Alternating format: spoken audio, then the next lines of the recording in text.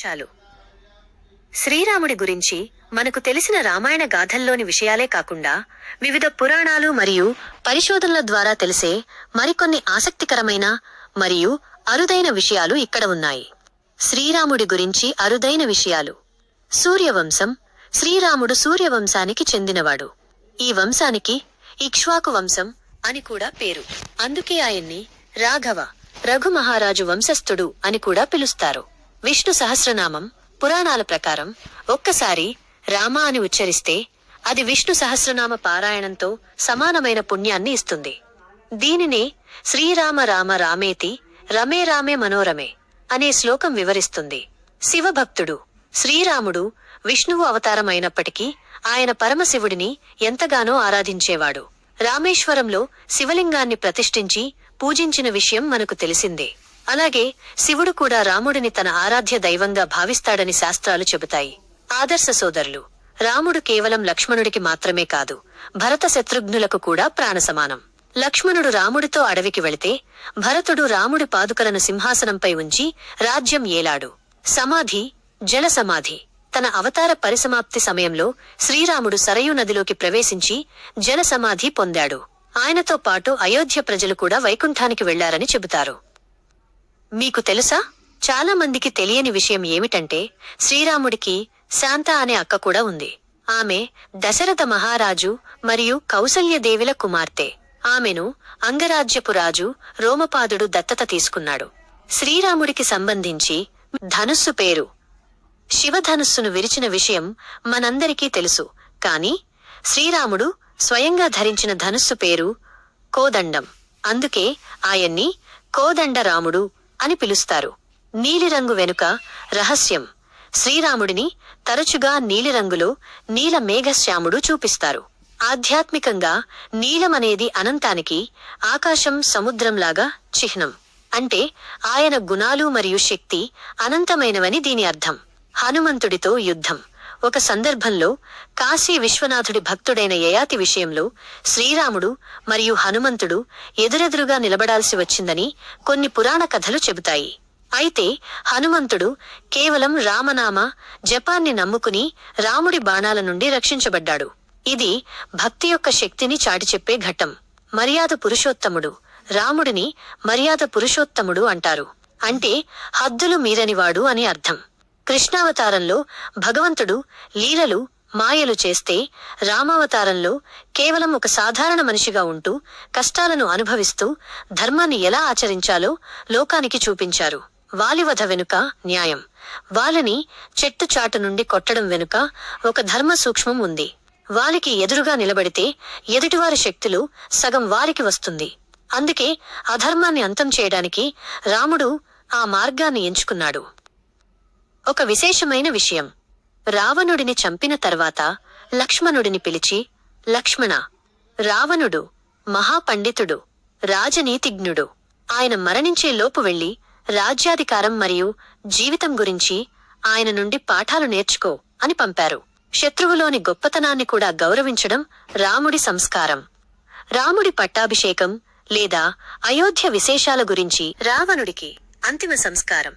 రావణుడు మరణించిన తర్వాత విభీషణుడు తన అన్నకు అంతిమ సంస్కారాలు చేయడానికి సంకోచించాడు.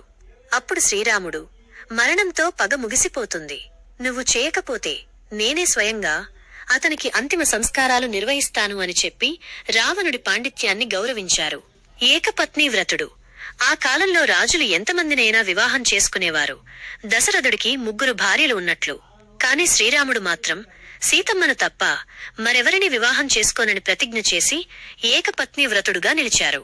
సీతమ్మ అడవికి వెళ్లినప్పుడు కూడా రాజ్యంలో యజ్ఞం చేయడానికి ఆమె బంగారు ప్రతిమను పక్కన ఉంచుకుని పూజ చేశారు తప్ప మరొకరిని పెళ్లి చేసుకోలేదు. గిరిజన మరియు సామాన్య ప్రజల పట్ల ప్రేమ. అప్పట్లో కులమతాల పట్టింపులు ఉన్నప్పటికీ శ్రీరాముడు శబరి పెట్టిన ఎంగిలి పండ్లను ఆప్యాయంగా ఆరగించారు. అలాగే గుహుడు అనే సామాన్య పడవ నడిపే వ్యక్తిని తన 5వ సోదరుడుగా ప్రకటించి కౌగిలించుకున్నారు. ఇది ఆయన సామాజిక సమానత్వానికి నిదర్శనం. రామసేతు నిర్మాణం.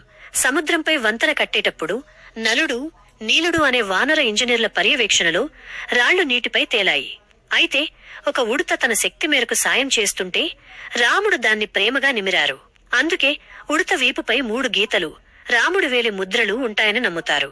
ఆయుర్దాయం. పురాణాల ప్రకారం శ్రీరాముడు సుమారు 11,000 సంవత్సరాలు భూమిపై రాజ్యపాలన, రామరాజ్యం చేశారని చెబుతారు. ఆయన కాలంలో ఆకలి చావలు, రోగాలు, అకాల మరణాలు లేవని ప్రతీతి. ఒక ఆసక్తికరమైన అంశం, శ్రీరాముడు యుద్ధంలో గెలవడానికి అగస్త్య మహాముని ఉపదేశించిన ఆదిత్య హృదయం స్తోత్రాన్ని పఠించారు. ఇది సూర్య భగవానుణ్ణి స్తుతించే అత్యంత శక్తివంతమైన స్తోత్రం. శ్రీరాముడికి మరియు హనుమంతుడికి మధ్య ఉన్న అనుబంధం గురించి లేదా రామరాజ్యం విశేషాల గురించి, ఇంకా ఏమిటి మధ్య ఉన్న ఆత్మీయ అనుబంధం, అలాగే లోకం మెచ్చిన రామరాజ్యం రాముడు, హనుమంతుడు భక్తికి మించిన బంధం. రాముడు దైవమైతే హనుమంతుడు ఆ దైవాన్నే తన గుండెల్లో నిలుపుకున్న పరమ భక్తుడు. వీరిద్దరి మధ్య ఉన్న కొన్ని విశేషాలు. మొదటి పరిచయం. రాముడు, హనుమంతుడు మొదటిసారి కలిసినప్పుడు హనుమంతుడు ఒక బ్రాహ్మణ వేషంలో వస్తాడు. హనుమంతుడి మాటతీరు, సంస్కారం చూసి రాముడు లక్ష్మణుడితో, ఈయన వ్యాకరణం చదవనిదే ఇంత స్పష్టంగా మాట్లాడలేడు అని మెచ్చుకుంటారు. అంటే హనుమంతుడి పాండిత్యాన్ని రాముడు మొదటి చూపులోనే గుర్తించారు. ముద్రిక, ఉంగరం, రహస్యం. సీతమ్మను వెతకడానికి అందరూ వెళ్తే రాముడు కేవలం హనుమంతుడికి మాత్రమే తన ఉంగరాన్ని ఇస్తారు. ఎందుకంటే సీతమ్మను కనుగొనే సామర్థ్యం, ఆమెకు నమ్మకం కలిగించే విజ్ఞత హనుమంతుడికి మాత్రమే ఉన్నాయని రాముడి నమ్మకం. చిరంజీవి వరం. రావణ సంహారం తర్వాత రాముడు వైకుంఠానికి వెళ్లే సమయం వచ్చినప్పుడు హనుమంతుడు కూడా వస్తానంటాడు. కాని రాముడు, ఈ భూమిపై నా పేరు రామనామం వినిపించినంతకాలం నువ్వు ఇక్కడే ఉండి భక్తులను రక్షించు అని చిరంజీవిగా భూమిపైనే ఉండమని కోరారు. అందుకే ఇప్పటికీ రామాయణ పారాయణం ఎక్కడ జరిగినా అక్కడ హనుమంతుడు అదృశ్య రూపంలో ఉంటారని నమ్మకం. రామరాజ్యం. అసలు అది ఎలా ఉండేది? నేటికి మనం మంచి పరిపాలనను రామరాజ్యం అని పిలుస్తాం. ఎందుకంటే వ్యాధులు లేని రాజ్యం.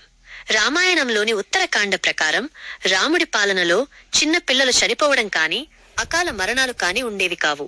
ప్రకృతి కూడా రాముడికి సహకరించేదట. నేరాలు శూన్యం. ప్రజలు అబద్ధం చెప్పేవారు కాదు. దొంగతనాలు అసలే లేవు. అందరూ ధర్మబద్ధంగా ఉండటం వల్ల అసలు తాళాలు వెయ్యాల్సిన అవసరమే ఉండేది కాదట. సమానత్వం. రాజు అయినప్పటికీ రాముడు సామాన్య ప్రజల అభిప్రాయానికి అత్యంత విలువ ఇచ్చేవారు. ఒక సామాన్య చాకలివాడు అన్న మాట కోసం తన ప్రాణ సమానమైన భార్యను కూడా దూరంగా ఉంచాల్సి రావడం ఆయన వ్యక్తిగత బాధ అయినప్పటికీ రాజు అనేవాడు నిందరహితుడుగా ఉండాలి అనే రాజధర్మాన్ని పాటించారు. మీకు ఇది తెలుసా?